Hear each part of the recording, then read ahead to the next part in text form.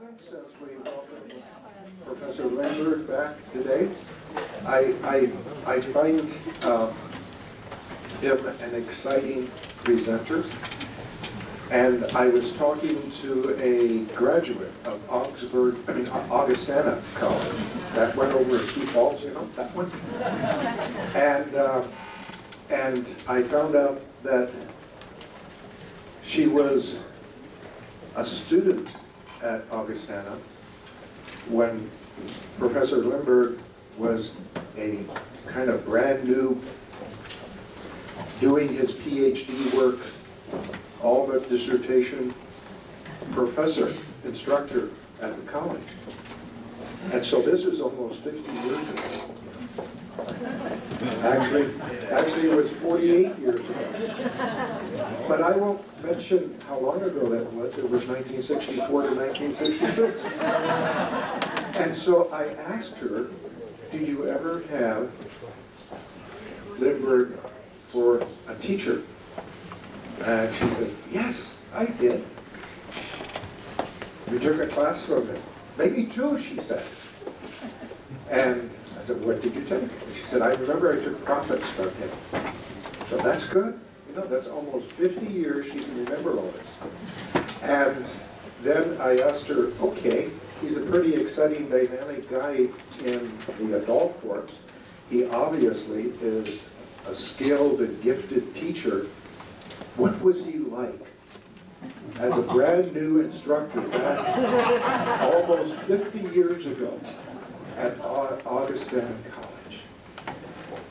And she got a big grin on her face and she said, he was great. He was memorable. He kept me awake, excited, involved, and I learned a whole bunch. Even though he was not much older. I think, if I remember right. Even though he was not much older than we were. He just seemed to be older. So we welcome you back. And I'm glad you haven't, you know, lost your touch. And I got a feeling you just refined it and made it better. I need to bring just a few announcements to your attention. Yeah. Don't get too excited here. Next Sunday, there is no adult forum down here. There is the concert of the jazz group, the Dixieland Jazz Group upstairs in the sanctuary. So don't come down here. The adult forum is a study by observation and good ears of the wonder and majesty of music from the Dixie jazz tradition. So that's next week. And following that, I remind you that there is a quick, short, I am ensured that it is a very short, but very, very important. So don't kind of kiss it off like they don't need me, okay? Congregational meeting to extend that call as a new deacon, a deaconess. That's a great tradition that we have grown into as Lutherans in North America.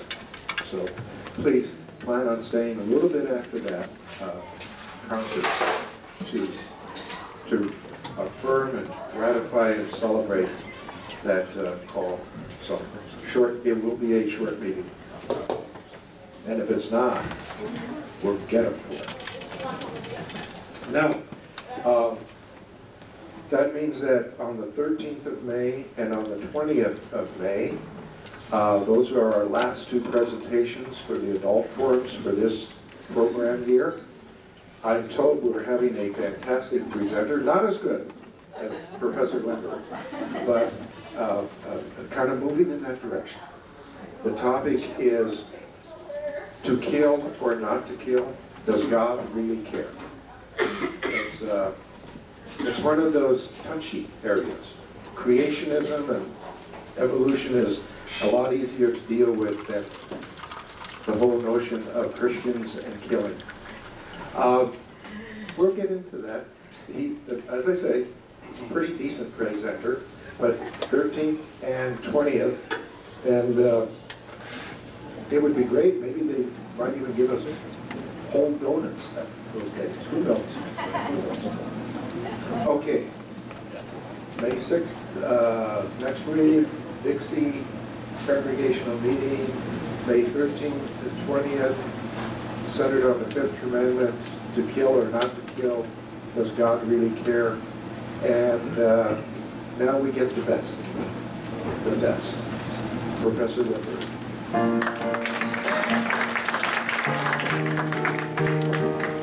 Let's do a How Great Thou Art. Here we go.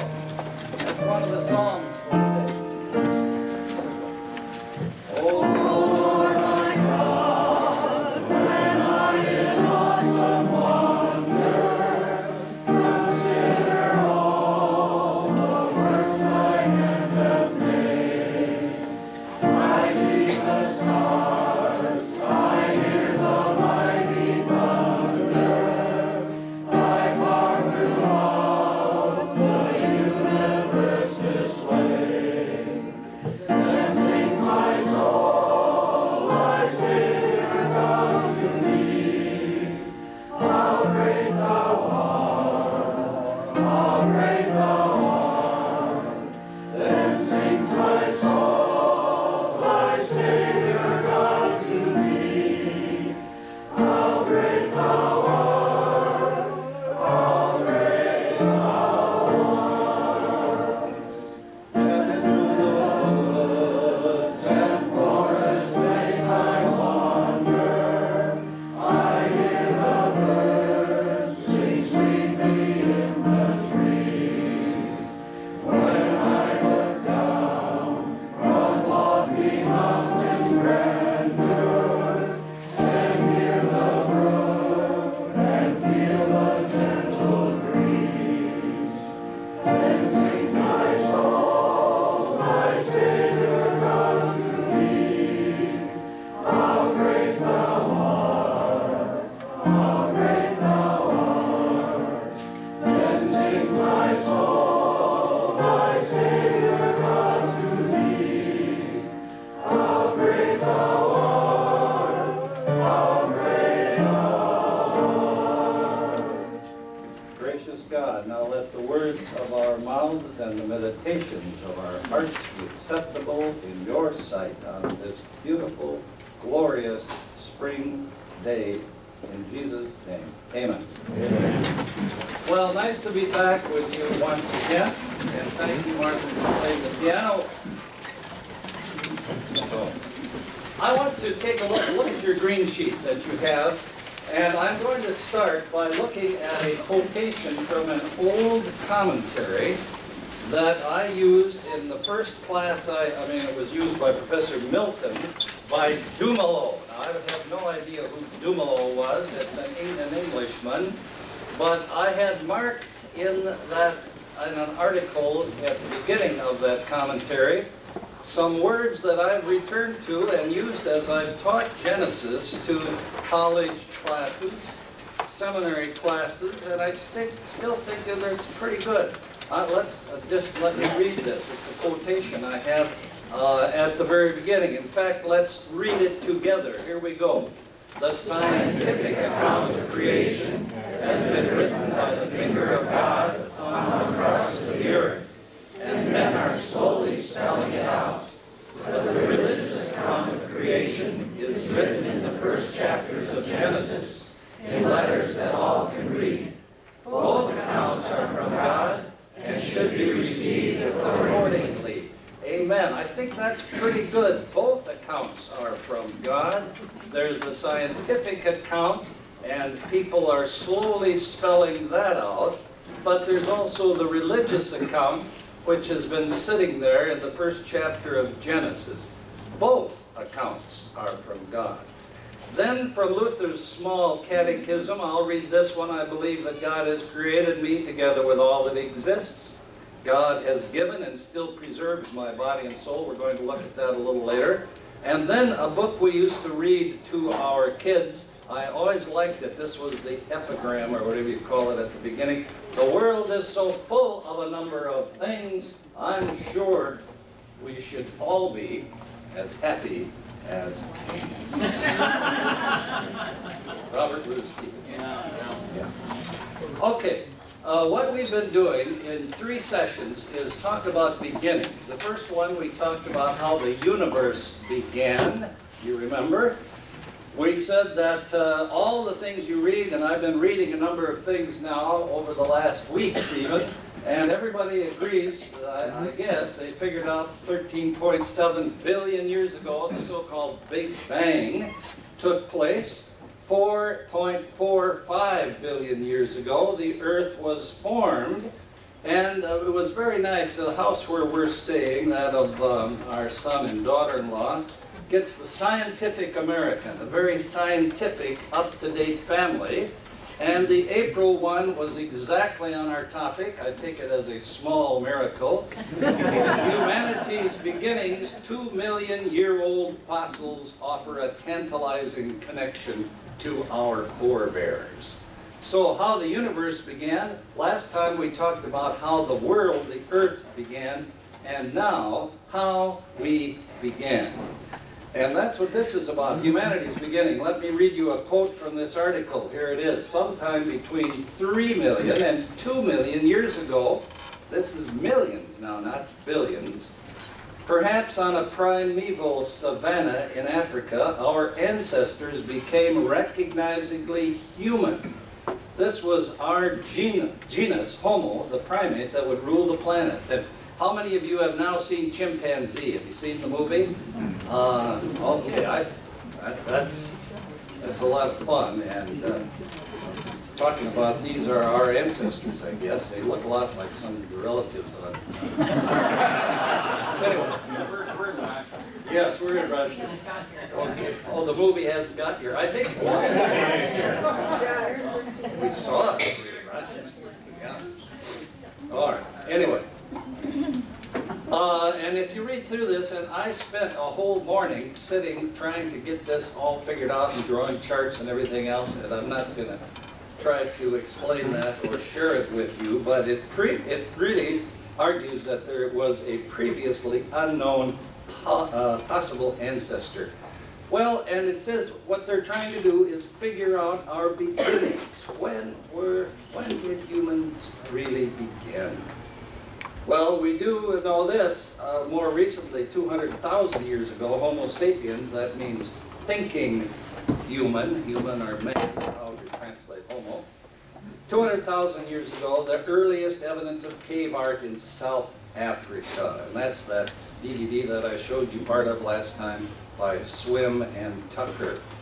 Well, in sum, how we began. What do the scientists say? The scientists say that the universe is 13 billion years old, the Earth about 4+ billion years old, and Homo sapiens, that's us, our recognizable ancestors, 200,000 years ago. So it's hard to get your mind to think of those numbers, but that's at least the word, as far as I can tell, among scientists who are trying to figure out, spell out, what was written by the finger of God on the crust of the earth, to quote that old commentary. Now, we turn to ask, what does the Bible say? What's the Bible say about all this? Roman numeral 2. And I've got several biblical accounts here that we're going to look at today, all in the category of Psalms. And now I'm going to say that should you get real interested in this, I have a book called simply Psalms, which you can get at Augsburg Publishing House if you call, or Barnes & Noble, and they never carry these books in places like Barnes & Noble, but you can order it. But anyway, a few things about Psalms is what we're going to look at next. First of all, Psalm number 8. Now I've got it printed on your yellow sheet here. So let's take a look at this. This has always been one of my favorite Psalms because I grew up in a family where we did a lot of fishing and spent a lot of time out on lakes and so on in the summer times. And you know, when I look at your heavens, the work of your fingers, the moon and the stars which you have established. What are human beings that you're mindful of them? Mortals that you care for them. Well, that's Psalm 8. I begin with an interesting bit of trivia, which not very many people know about, but I did verify it by getting a communique from NASA. The Apollo 11 spacecraft went to the moon in July of 1969. Can you remember that date? Yeah.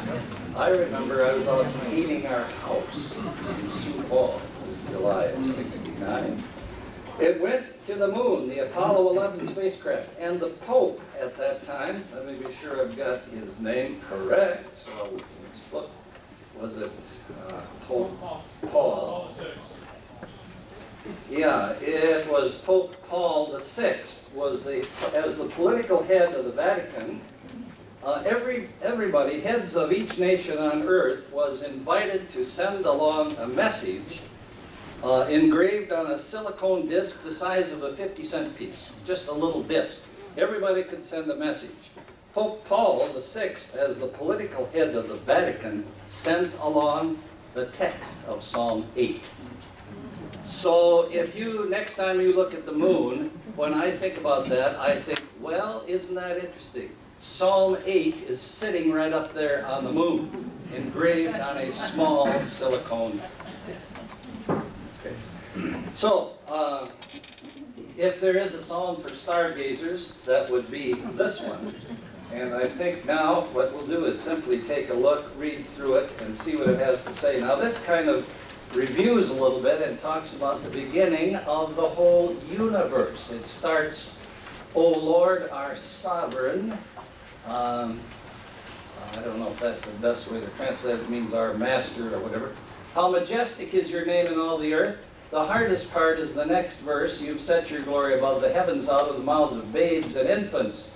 You have founded a bulwark because of your foes. And the idea seems to be that the little kids, when you have the children's choir singing, they are forming a kind of a protective wall around God's people to protect us from our foes and enemies. But that's a little bit of a guess at what that translation is. The rest, however, is very clear. It says, when I look at your heavens, the work of your fingers. Notice a little detail here. It says the work of your fingers. That's the heavens. It's like God is deep and making little things. It's very delicate, a lot of little things up there. When the Lord makes the animals, look at down in verse 6, you've given them dominion over the work of your hands. Now we have sheep and oxen and beasts and birds and so on. That's the Lord's hands. But up here, it's like it's the work of your fingers. Very delicate, intricate, like somebody doing that, what's that called, hardanger? Right? I think that comes from Germany or something. When they do that, that's very delicate finger work. The moon and the stars which you have established, what are human beings that you are mindful of them, mortals, that you care for them? So the question is, what are we? When you look at that, you feel pretty small. One of my favorite colleagues when I was at Augustana was the chairman of the science division. His name was Sven Freuland. Sven Freuland. And in fact, we were just at an Augustana College gathering, and they said they have to build a new science building. This one was built in 1965. I remember it was the state-of-the-art science building, even in the Tribune talked about it. But now it's out of date. Anyway, Sven Freuland once gave a talk at some sort of banquet, and all I remember is the title, Midway Between the Apes and the Angels. And that's what, and he talked about Psalm 8. He's a biologist, but he said that's what this psalm says. We are midway between the apes on one hand and the angels on the other. Now if you look at verse 5, it says, you have made them a little lower than God. And you see a little B there on your text? that B goes to a footnote, which is not printed here, which says, or angels. The word is Elohim. You can translate it either gods or God or angels. And I think angels is the best. So, you see, this tells us we shouldn't think too lowly of human beings. You know, I remember being with one of our granddaughters at a museum, natural history, what's it called, in Washington, D.C., but it has a picture, you know, of first some sort of primeval creature, and then somebody who's on 4 feet, and then bipeds, as they call them. Then there are bipeds, and they get a little bit bigger and a little nicer looking, and then there's a guy walking off to work with his briefcase. Right from the chimpanzees. Well, we don't think that that's the whole story about human beings, at least according to the Bible. It says, to be sure, there's no conflict between the scientific account, no conflict between evolutionists and theologians, you know. You can talk about theistic evolution. But what does it say? It says we shouldn't think of humans as only a little higher than the apes, but, as the Psalm says, a little lower than the angels. A little lower than the angels. So that's pretty good, I think. Locates us midway between the apes and the angels. That's what the psalmist says here. All right. And you have crowned them with glory and honor, and now comes the task of these creatures. You have given them dominion over the works of your hands. You have put all things under their feet.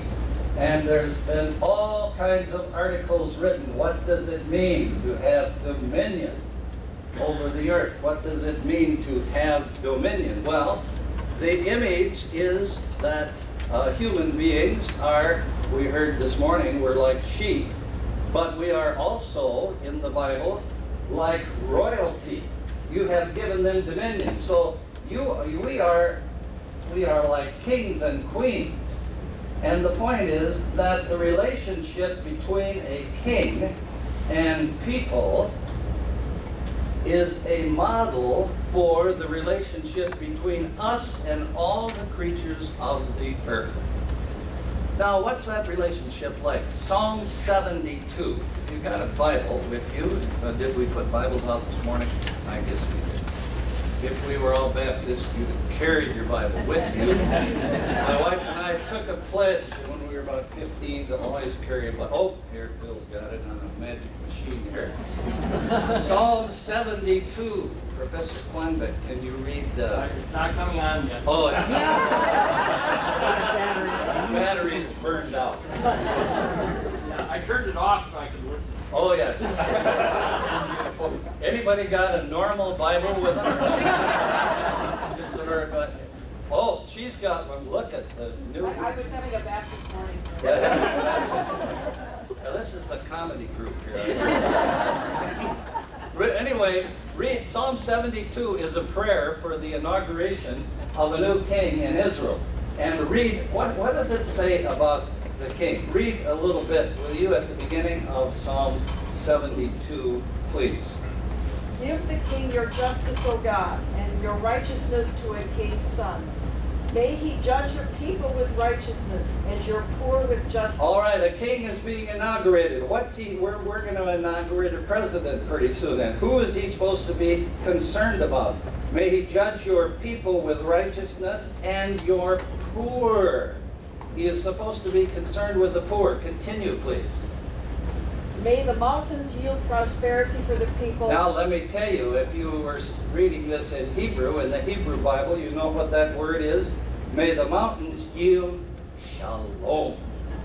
Shalom, which means not just peace, but also prosperity. Shalom. May the mountains yield shalom for the people. Continue, please. And the hills in righteousness. May he defend the cause of the poor of the people. Who is the king supposed to be especially concerned about? The poor. All right, continue. Give deliverance to the needy and crush the oppressor. All right, the needy and the oppressed and the poor. Look at, we just read verses 12 and 13. Also, this is in England, when they inaugurate a new king or queen, they read this psalm in England. They read these psalms. Read verses, what did I say, 12 and 13, please. For he delivers the needy when they call, and the poor and those who have no helper. He has pity on the weak and the needy, and saves the lives of the needy. All right, what is the mark of a political administration that's in tune with God's will? They are to be concerned especially for the powerless. That's the widow, the orphan, the poor, the aged. That is the mark of a good administration. And I just read something about that in the Tribune yesterday.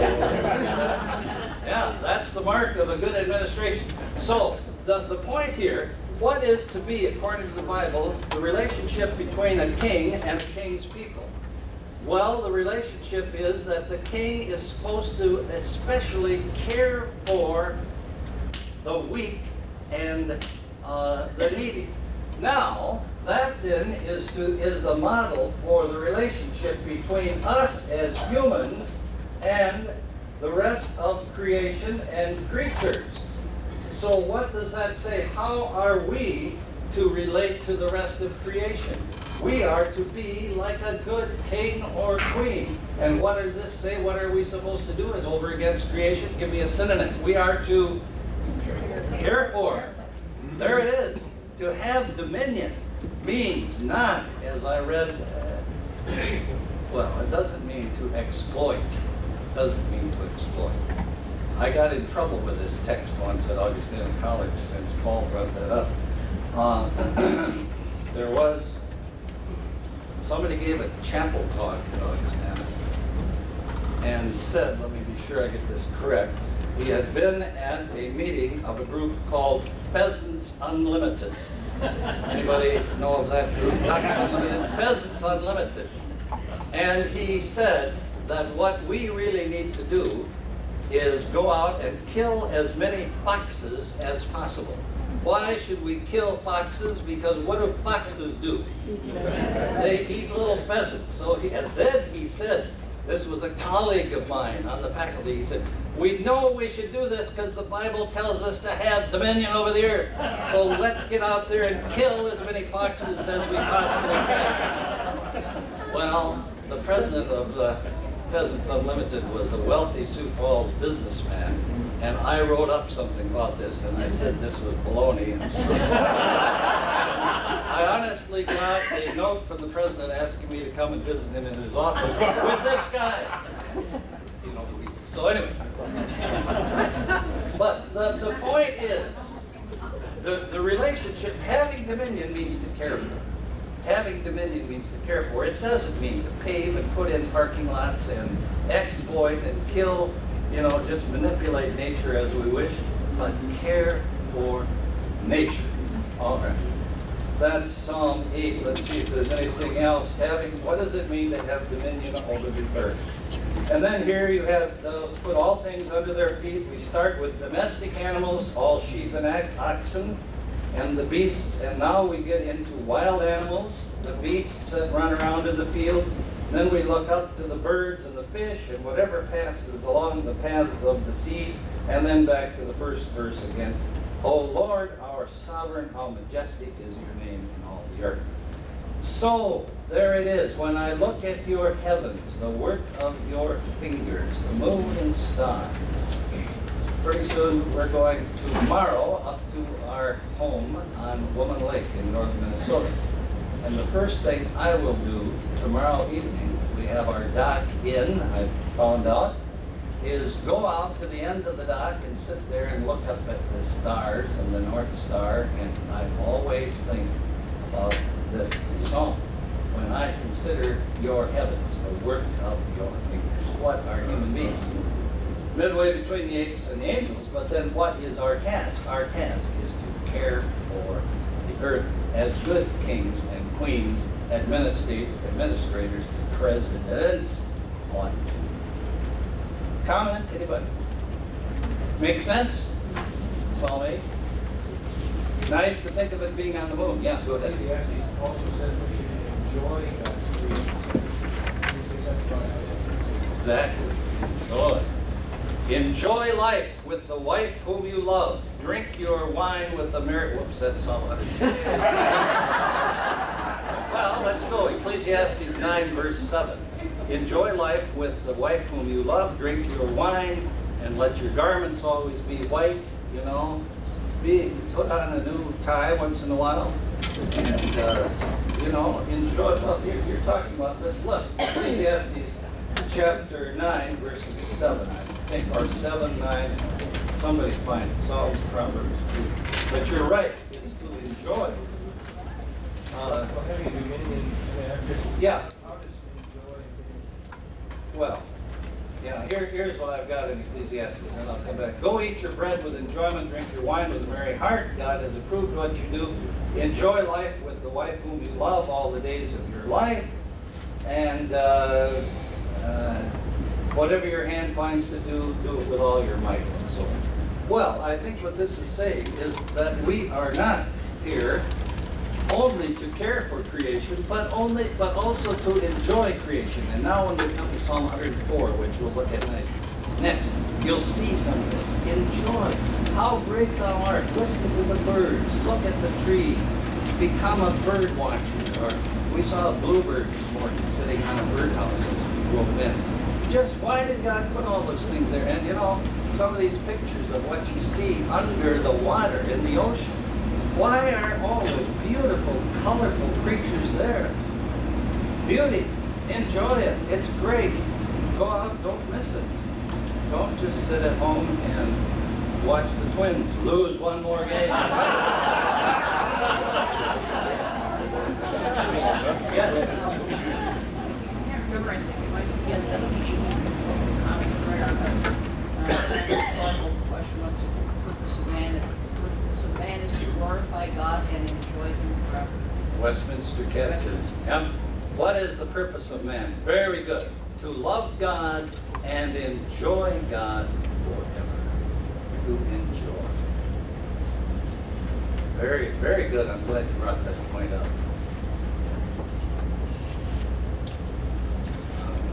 All right. Okay. Well, speaking of enjoying creation, let's now look at Psalm 104. The world is so full of a number of things, I'm sure we should all be happy. Psalm 104, another one of my favorites. It's a creation psalm. And if you look at it, you see that it really divides into two major parts. You've got your sheet there. If you've got a pencil, you could circle. It begins by saying, O Lord my God, you are very great, O Lord my God. And the next O Lord comes up with verse 24. There's an O Lord at the beginning and O Lord at 24. That sort of marks the two halves of this psalm. And now let's just take a look and read through it and see what we've got here. The earth is a key word in this. If you look at Psalm 104, it's a psalm for the earth. It's about the earth. Look at verse 5. You've got earth. Go through it, skim through it, and tell me, where do you next see earth? Just quietly read through it.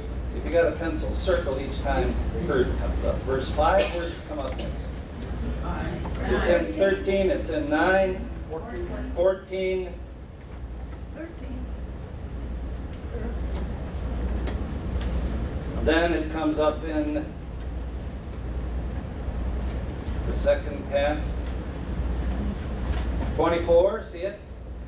The earth is full of your creatures, and 32, who looks on the earth and it trembles. 7 times, and 35, very good. 7 times the word earth here. And you know, when you run into these sevens in the Bible, there's usually some sort of reason, or if not, you can invent one.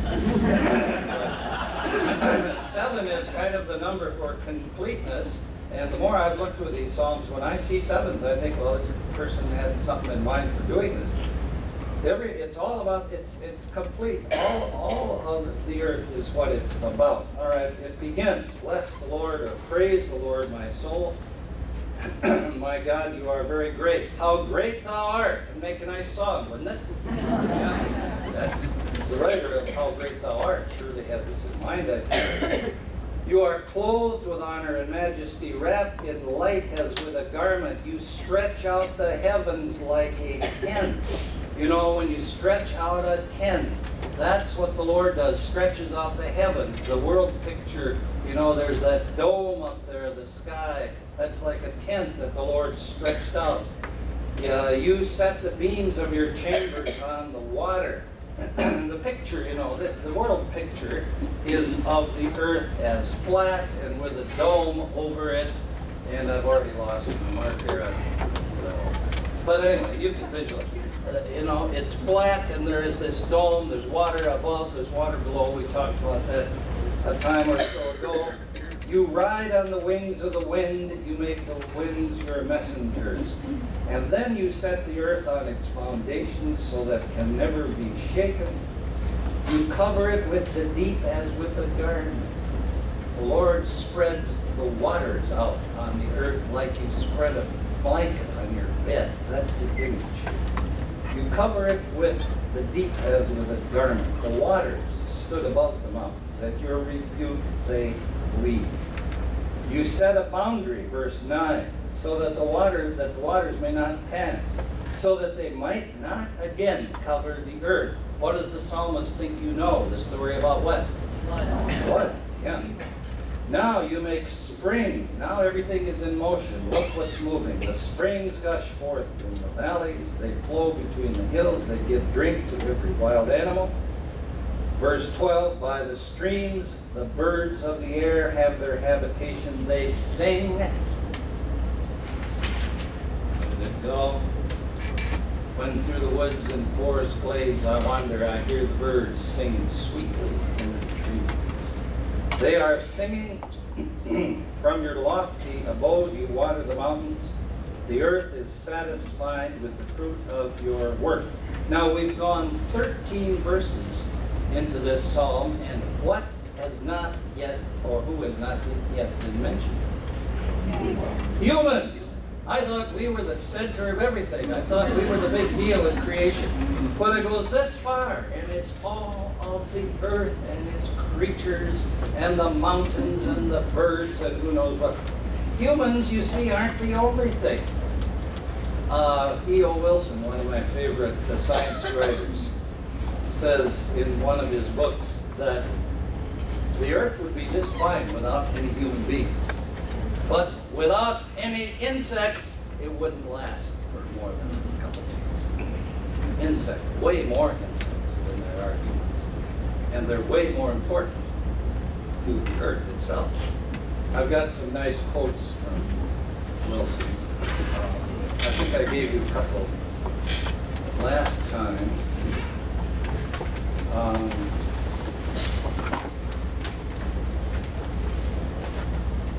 Well, I don't think I'll read those right now. Let's keep going through this. So, the earth is satisfied with the fruit of your work. Now, finally, here come human beings. You cause the grass to grow for the cattle. The miracle of growth. Cora, our daughter-in-law, has got 4 pots sitting on the table in their eating room. And she put some sunflower seeds in there a while back. And this morning, my wife said, look what's happening. And here are little sunflower plants coming out, you know? You cause the grass to grow for the cattle. Sunflowers, plants for people to use, to bring forth food from the earth. Here we have wine to gladden the human heart. Here is wine and oil to make the face shine and bread to strengthen the human heart. And then we go to the trees of the Lord and the moon and the sun. I like this one. Look at verse 20. It's been talking about space, all the things in space. Now look what it says about time, starting with verse 19. You've made the moon to mark the seasons. Why do we want the moon? Well, it tells us, and that's in Israel, that marked the feasts. The feasts were on the lunar calendar. The sun knows it's time for setting. You make darkness and it's night. Now the psalmist is talking about time, and he begins by talking about night. Why start with night? For a Jew, when does the day begin? Sundown. Yeah. You make darkness and it's night. It was evening and it was morning the first day. Then look at how it all fits together. Then all the animals come creeping out. The young lions roar for their prey, seeking their food. Then when the sun rises, the animals go back to their dens and people go out to their work. And here's the first time we've got people. We see them in verse 14 and here, and there's a nice rhythm. At night it's dark and all the animals come out, and then when the sun comes up, then the animals go back into their dens, go back into hiding, and people come out and go to their work. And then the psalmist just says, isn't that neat the way that works? Lord, how manifold are your works. In wisdom you've made them all. The earth is full of your creatures. Well, all right. Then we continue with this psalm, which just sort of revels in the beauty and the joy of the creation. Have we got any other things here to say? Let me just read you a couple things about this psalm that I wrote down in my conclusions here in my commentary. Number one, this psalm is not human-centered at all, but all of life-centered.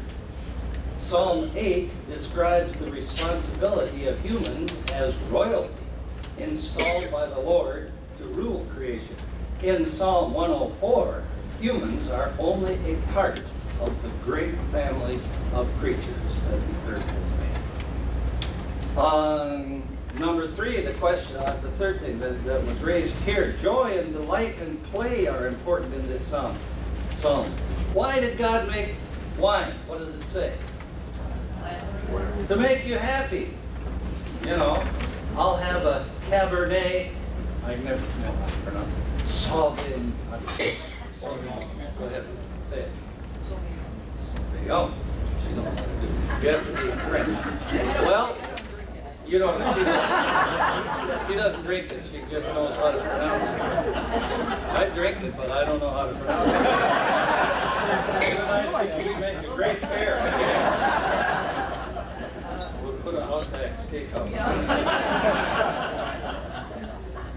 The purpose of wine is to make people happy. The psalmist hopes that the Lord will be happy. Look at verse 31. We're talking about joy. Verse 31 says, may the glory of the Lord endure forever. May the Lord rejoice. Now it's the same exact word as in verse 15. Here it's wine to make rejoice. It's the Hebrew word samak, like simchat Torah, joy in the Torah. May the Lord be happy with all of his works in 31. And look at verse 34. May my meditation be pleasing, for I rejoice in the Lord. You see, I'm happy. Don't go around looking glum. Rejoice in all the good gifts God has given us. All right. Well, okay, that's enough of Psalm 104. Now we've got one more that we want to look at today, and not always called one of the creation psalms, but I would certainly classify it that way, along with Klaus Westermann, for those of you who like to hear people quote great scholars. Klaus Westermann calls this one of the creation psalms, and I think it is. But take a look at Psalm 139. We've heard about creation of the heavens and the earth, but I said now it was a child's bedtime prayer that helped me to understand this psalm, and that explains the title that I've given to it here. In those days, I used to hear the prayers of our kids just about every evening. And downstairs we had our three boys. Our girl was upstairs. The three boys were somewhat illegally in the basement. Good enough egress. After a story or two and some conversation about the day, it was time for prayers. And now we are listened to some grandchildren's prayers, and you know, they're speed prayers. They do them fast. Well, they really move through those prayers in a hurry. But I'm sure that the Lord hears them.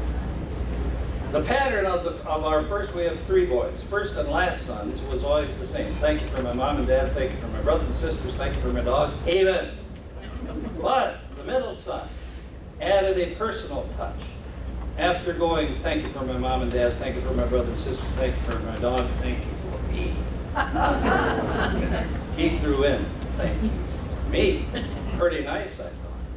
A healthy appreciation for the gift of life. Not for just for life in general, but for a specific individual life. Thank you for me. That's what this psalm is saying, Psalm 139. Now let's look through it. And if you go out and see on the wall here, did you notice that when you came in? Psalm 139, it's all illustrated. There's about 4 or 5 beautiful pictures out here illustrating verses from Psalm 139. I thought of taking them and putting them on the wall, but I'd be in trouble with whoever put them on. Who put them up there? Nobody here. Nobody knows what I'm talking about. Nobody's noticing. Bob, are you dozing off? No, I'm sorry. Yeah. I won't ask him why he's crying. Go ahead. We're talking about Yeah. there are some natural disasters. Yeah. How do they fit into Yeah, how do natural disasters fit into it? Right, and we've even got at the end of this, that psalm that talks about natural disasters. Well, I'm not, you know, I don't know, some of you can help me with this. God has made the earth, and God has made the world and so on, and it's good. God looked at it and saw that it was good, but it's not perfect. It doesn't say it's perfect, and even, you know, we noticed in Genesis 2, God saw that man, it's not good that man be alone. God made it, it's good, but it's not perfect, and I think what God did, this is the way God created things, and when those plates shift, and when the winds blow and cause tornadoes and so on, that's part of the reality of creation. And certainly God doesn't cause these things. I mean, God doesn't cause the tornado that takes away that little girl down in St. Louis or wherever she lived. But what does God do? God gives the world and nature a lot of freedom. He lets it go. It's like your kids. At a certain age, you got to kind of let them go.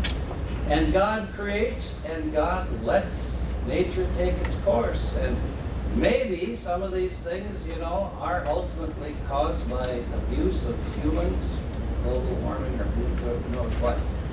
But I don't know, natural disaster. I don't know. Anybody else got something to say about that? I would say that God creates, and then God lets it go on its own. And, you know, after a while, that San Andreas Fault is going to crack open, and San Francisco is going to have an earthquake. Yeah? I think you're exactly right. God created physical laws that are in charge of creating the universe. He didn't say go so hard and shut it off. Yeah. He didn't go on. Yeah. Yeah. Could you hear that back there? He said God created, you know, so that the universe and all these things function according to some principles, laws that we can kind of induct as we observe empirically and so on. Yes, comment. I believe that God allows these things to happen. Say again. He allows these things to happen. God allows He causes these things them to happen, yeah. And, you know, I mean, these are the great mysteries. Why didn't God not allow all the Jews to be taken to the concentration camps? Well, God has sort of let humans go and let them work things out. Yeah, okay. Right. Somebody else said, yes. I was going to say that the laws that God has given to the earth not only bring about an occasional disastrous kind of thing, but they are the same laws that bring about good things. Yeah. Yeah. He said laws not only explain natural disasters, but also good things, like those sunflower seeds popping up. photosynthesis or something, I suppose. Go ahead.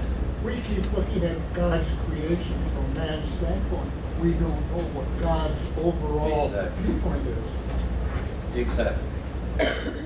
My ways are not your ways.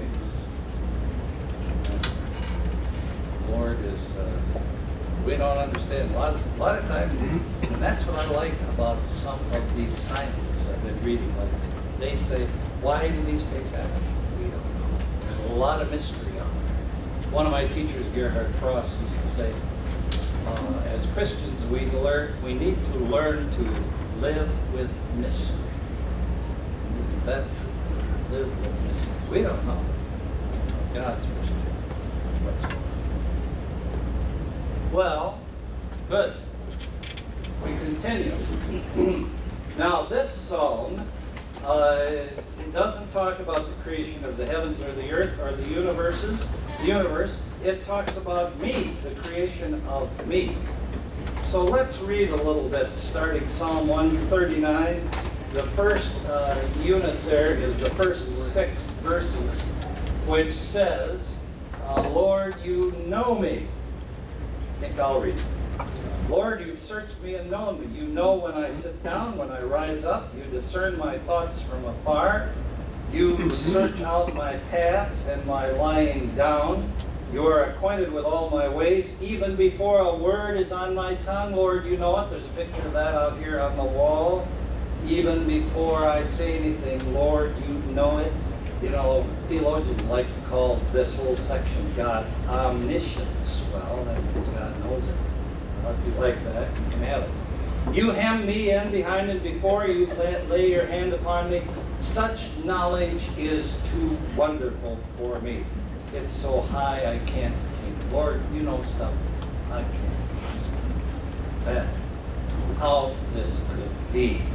My wife and I have been talking about this movie we've been watching, this DVD. You know, the Big Bang, all of the universe and everything that exists is supposed to be contained in a little tiny bit of material.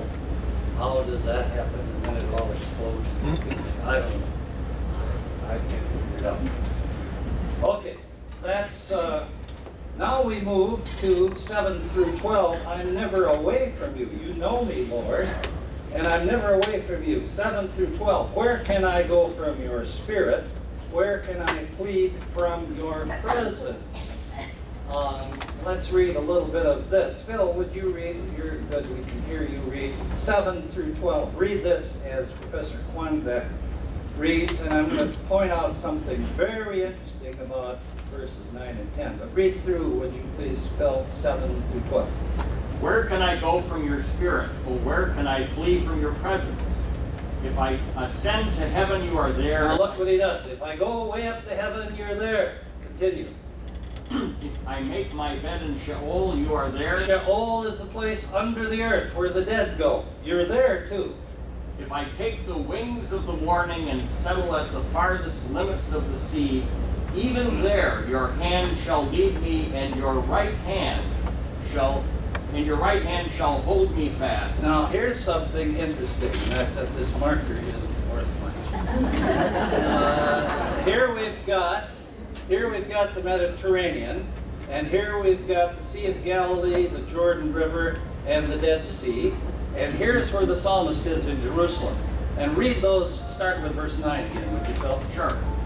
If I take the wings of the morning and settle at all the right, farthest... what direction is that? If I take the wings of the morning, East. East, continue. And settle at the farthest limits of the sea. What direction is that? West. West, continue. Even there your hand shall lead me, and your right hand shall All right, hold the me right fast. hand is going to be what? If I'm facing this way, east, and west here, the right hand is what?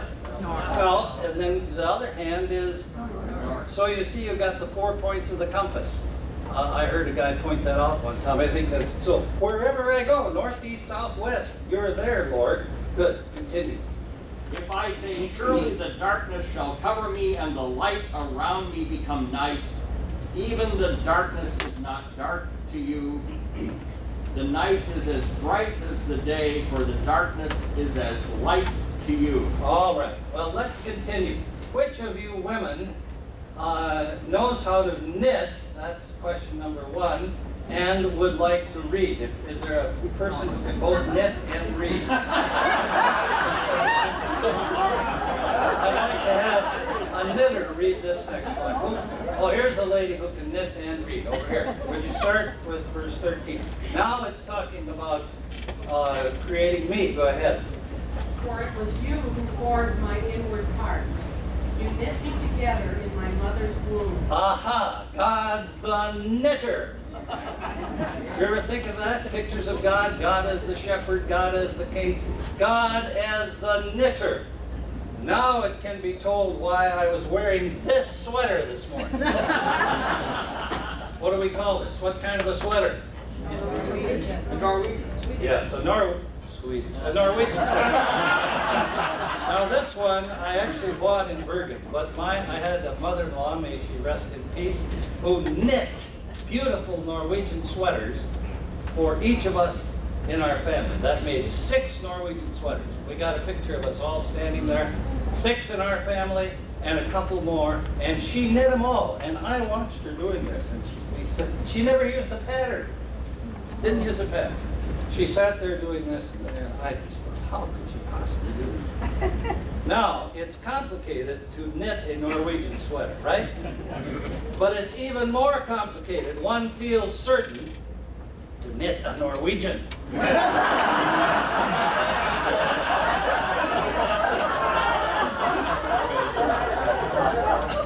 Yeah.